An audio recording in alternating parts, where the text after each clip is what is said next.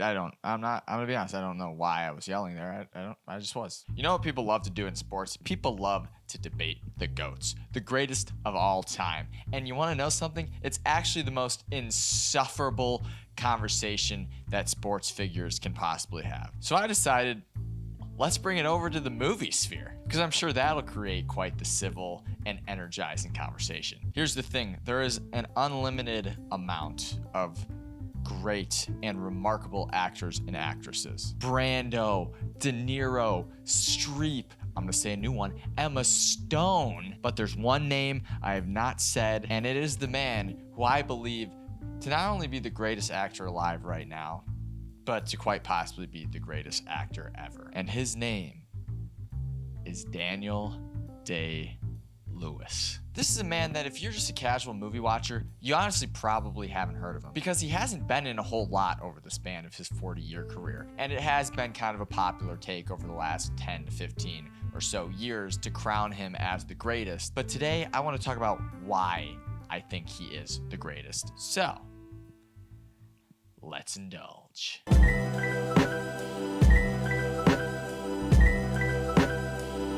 Daniel Day-Lewis is great for so many reasons, but first let's touch on his overall immersion and commitment to each and every singular role he has been a part of. If you don't already know, Daniel Day-Lewis is a method actor. What does this mean? Well, it probably means you're a crazy son of a... A lot of people have a lot of different opinions on what method acting means and whether or not it's fair or just. I think it's a little bit crazy, I'll be honest.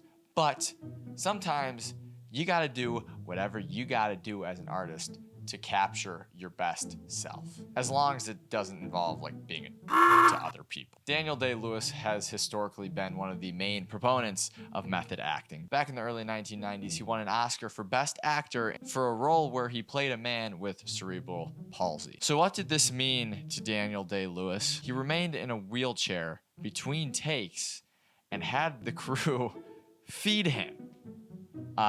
Yeah, this is bordering on psycho, I'll be honest. But I guess the greats, when you can back it up. On the set of Lincoln back in the early 2010s, Daniel Day-Lewis stayed in character as Abraham Lincoln for the entirety of the shoot, even talking to people on set in his same vocal tonation that he was using as the character of Abraham Lincoln. And if you know about Daniel Day-Lewis's background, this isn't much of a surprise at all. Daniel Day-Lewis trained at the Bristol Old Vic Theatre School, where he immersed himself in the discipline of stage acting before moving into film. Early on, he split his time between the stage and screen, learning classical techniques while also experimenting with raw, character-driven performances. I think it's so important to study the greats and study what makes them great. And there are few actors and actresses that can actually get me to the edge of whatever couch I'm sitting on when I'm watching a movie and just have me baffled by the performance I am watching. And you want to know why? It's because he has the presence. He brings this gravitas to whatever it is that he is working on at the moment. And it doesn't matter if he's playing a mad oil tycoon or a tormented artist or a crazed gang leader or a iconic historical figure. He has this intensity that he brings to each and every role that he plays. The other day I was watching Gangs of New York, and I know it's not one of Scorsese's best films, and there are plenty of critiques that you can throw at it.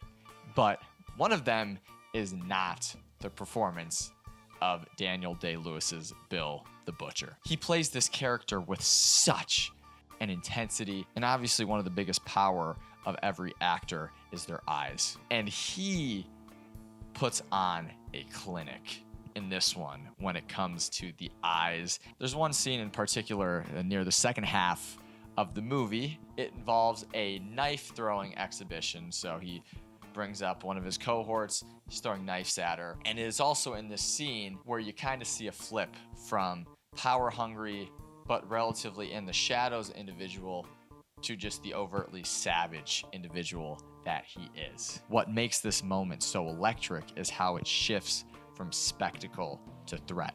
Bill starts off as the showman, tossing knives around Jenny with a grin that charms the crowd, but then just as quickly he flips the script, pinning Leonardo DiCaprio to the table and turning the act into something cruel. Every knife he flips and lets crash down as a reminder of the power he holds, and Day-Lewis makes that turn seamless.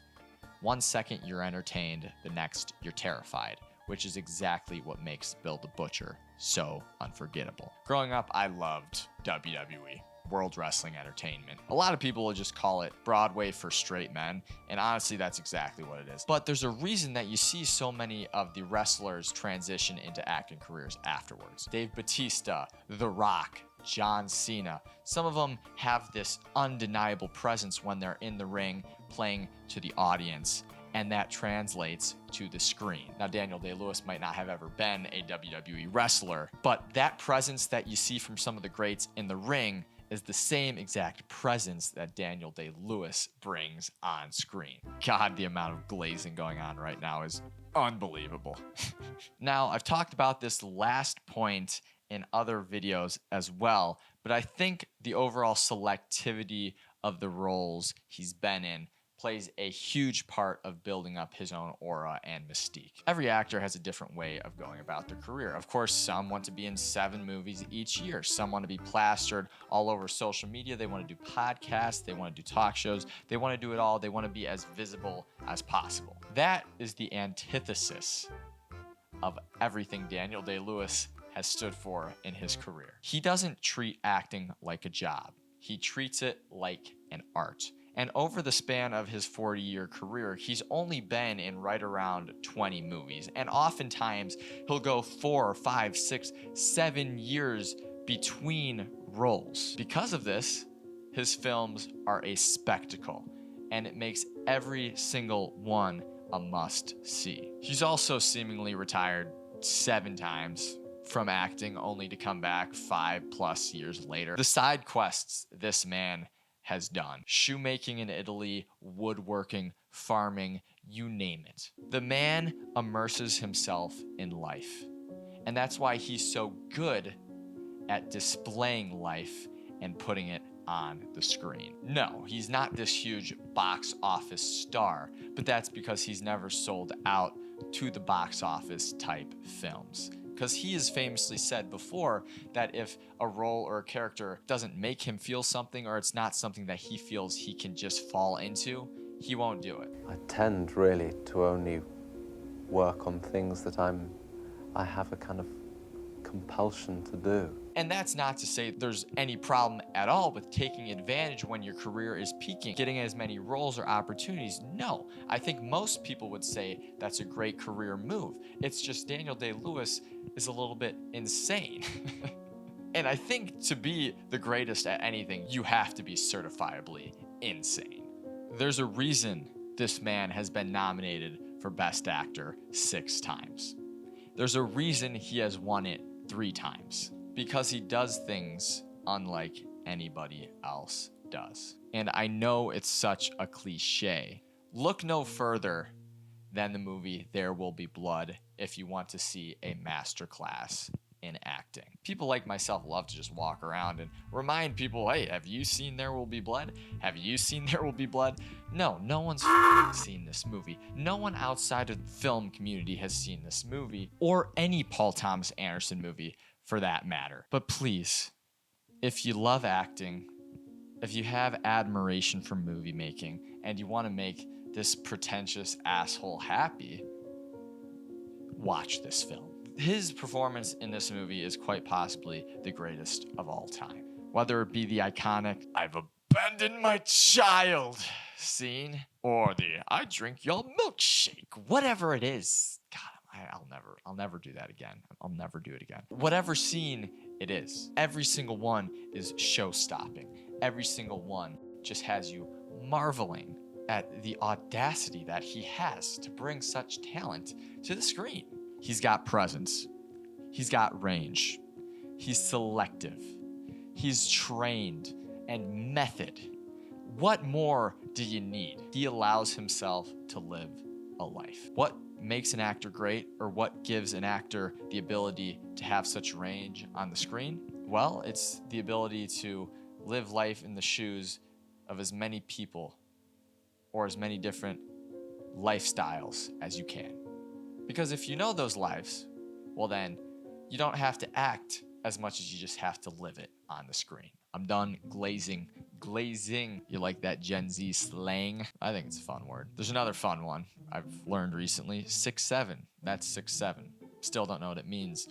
But yeah, my young brothers use that one. That has nothing to do with anything I'm talking about right now. Daniel Day-Lewis has, for many, many years now, continued to blow our minds with one strong performance after another. And he is coming out of retirement yet again to star in his son's film. It's been 8 years since Phantom Thread, and I will be thrilled to catch him back on the big screen, a place where he belongs, a place where he is truly at home. I hope you enjoyed yet another Chich Files epic. We try to post every Wednesday around here. We like to talk about movies. We like to talk about cinema, film, whatever dumbness, because that's a word, is taking over my mind on a given week. If you enjoyed this video, give it a comment, give it a like, give it a subscribe, do whatever you do on this platform that is YouTube.